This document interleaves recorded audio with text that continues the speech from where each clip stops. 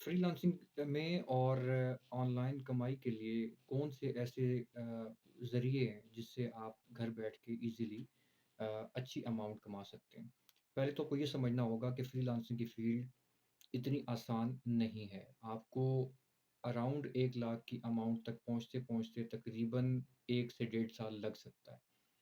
ये मैं इसलिए बताता हूँ कि आप लोगों के ज़हन में कभी ये चीज़ ना आए कि आपने अगर आज फ्रीलांसिंग सीखनी शुरू की है, तो कल से आपको जो है अच्छी अमाउंट मिलना शुरू हो जाएगी।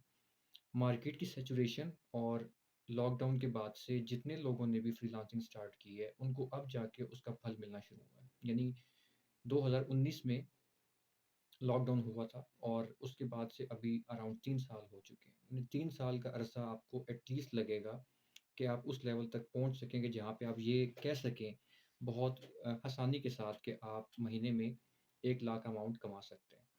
दूसरी बात कि कौन-सी स्किल ऐसी है जिससे आप महीने का 1 लाख ईज़िली कमा सकते हैं? तो स्किल्स तो बहुत सी हैं, लेकिन असल चीज़ ये होती है कि आपने किस स्किल में जंप इन करना है।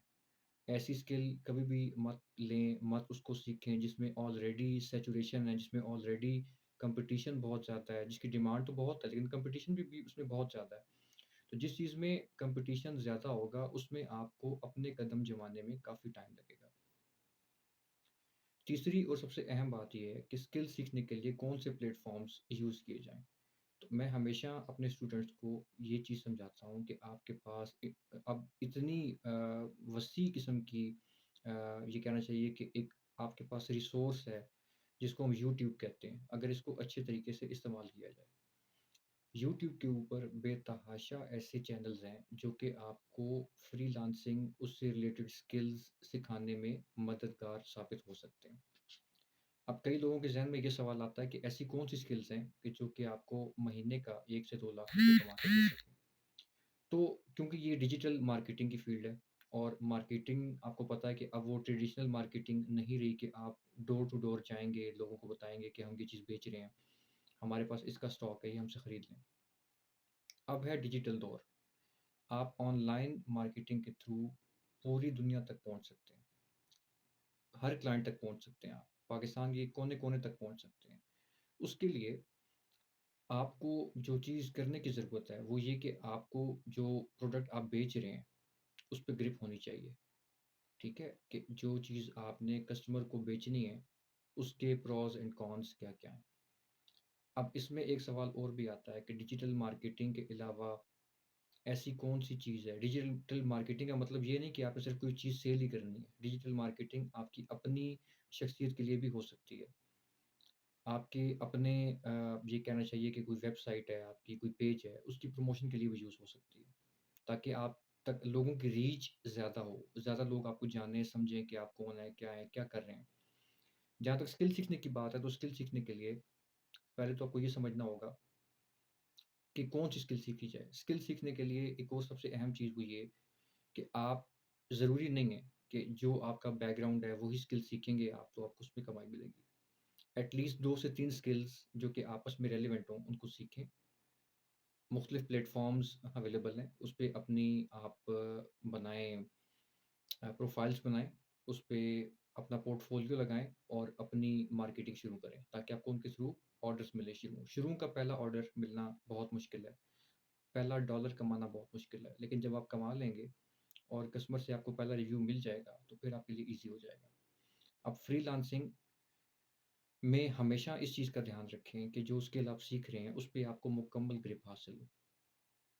हमारे यहाँ जो एक मसला है वो ये कि हमारे यहाँ लोग एक-दूसरे की देखा-देखी फ्रीलांसिंग में जंप इन तो करते हैं और बग़ैर अपने स्किल्स के सीखे वो कोशिश करते हैं कि इनको वहाँ से कुछ न कुछ कमाई मिल जाए। कुछ लोग आउटसोर्स भी करते हैं, मसलन मैं अगर मेरे पास वेबसाइट डेवलपिंग की स्किल नहीं है, तो मैं उसके ऑर्डर्स लूँगा, उसको आउटसोर्स अ, होगा वो, यानी ऑर्डर जो है वो मैं किसी और के थ्रू कंप्लीट करवा के अपने कस्टमर को दूँगा। इसमें भी आसानी हो सकती है आपको, लेकिन इसमें मुश्किलात बहुत ज़्यादा हैं, क्योंकि आपने कस्टमर के साथ रियल टाइम में कोऑर्डिनेशन करनी होती है, कम्युनिकेशन आपकी अच्छी उसमें होनी चाहिए, ताकि वो आपके साथ प्रॉपर समझे कि जो काम आप कर रहे हैं वो आपको आता है। दूसरी चीज़ जो है इसमें फ्रीलांसिंग के अलावा वो ये है कि इन्वेस्टमेंट मोड, अगर आपने कुछ कमाना है ऑनलाइन जो ऑनलाइन फ़ील्ड है, उससे तो फिर आपको उसमें इन्वेस्टमेंट मोड में जाना होगा। इन्वेस्टमेंट मोड में आपके पास बहुत सारे प्लेटफ़ॉर्म हैं, जिसमें आपके पास दराज़ है, आपके पास अमेज़न है, उस पे जाके आप ईज़िली कमा सकते हैं। लेकिन इन चीज़ों को भी समझने के लिए आपको टाइम चाहिए।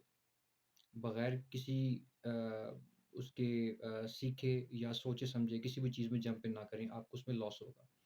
तो मेरी जो आज की जो आप लोगों से बात थी, वो थी फ्रीलांसिंग और ऑनलाइन अर्निंग के तरीकाकार कि आप किस तरीके से कमा सकते हैं।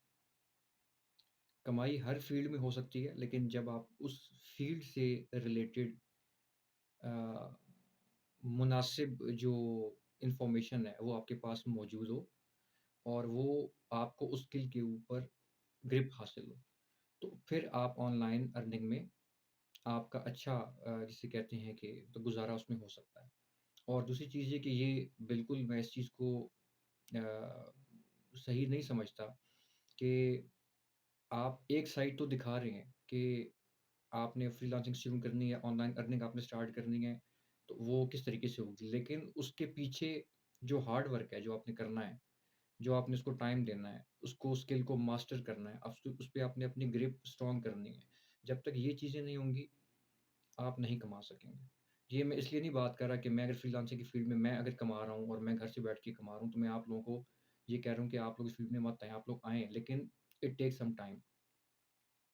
आपको अपनी इस फ़ील्ड को, अपनी स्किल को डेवलप करने के लिए एट लीस्ट पूरे दिन के अंदर 8 से 10 घंटे आपको रिक्वायर्ड होंगे, जो कि आप इसको देंगे।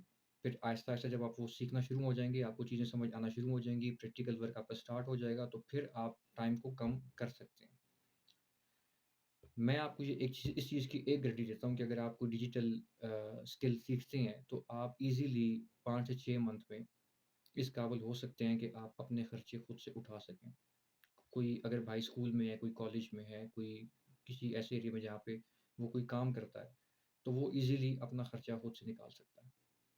ऑनलाइन फ़ील्ड भी हवाई रोज़ी है। इसमें ये नहीं होता कि आप अगर एक अमाउंट आपको मिलना शुरू हो जाए 1 मंथ में, तो कंटीन्यूअसली वो मिलनी शुरू हो जाएगी। उसपे थोड़ा टाइम लगेगा आपको। लेकिन इस चीज़ की श्योरिटी है कि अगर आप अपनी स्किल को प्रॉपर सीखते हैं, उसमें आपकी ग्रिप स्ट्रॉन्ग होती है, तो आपको क्लाइंट्स मिलते रहेंगे। किसी भी फ़ील्ड को चूज़ करने से पहले 2 चीज़ों का हमेशा ध्यान रखें, मार्केट रिसर्च और उस स्किल की डिमांड। डिमांड अगर कम भी है, तो हो सकता है वो स्किल आने वाले वक़्त में इस लेवल पे पहुँच सके कि आप अगर राइट टाइम में उसमें जंप इन करते हैं, तो उस वक़्त आपके पास पोर्टफ़ोलियो इतना स्ट्रॉन्ग हो कि आप बेतहाशा ऑर्डर्स आपको मिल सकें। तो आज की जो मेरी बात करने का मकसद था, वो सिर्फ़ ये था कि फ्रीलांसिंग और ऑनलाइन अर्निंग के तरीक़ाकार बहुत से हैं, लेकिन ये आपको उस वक़्त इसका जो फल है, वो मिलना शुरू होगा जब आप प्रॉपर इस चीज़ को सीखेंगे, प्रॉपर इस चीज़ में आएँगे, इसको टाइम देंगे और फिर आपको उसमें से प्रॉपर कुछ अर्निंग मिलनी शुरू होगी। अगली वीडियो में मैं आपसे मिलूँगा और मैं आपको ये बताऊँगा कि फ्रीलांसिंग के लिए कौन-सी ऐसी स्किल्स हैं, जिसमें कॉम्पिटिशन भी कम है और जिसमें डिमांड भी ज़्यादा है। और मैं आपको प्रैक्टिकल दिखाऊँगा कि कैसे आप उसमें उसको देख सकते हैं, इसको समझ सकते हैं और उसको सीख सकते हैं। तब तक के लिए खुदा हाफ़िज़। बहुत शुक्रिया। अल्लाह हाफ़िज़।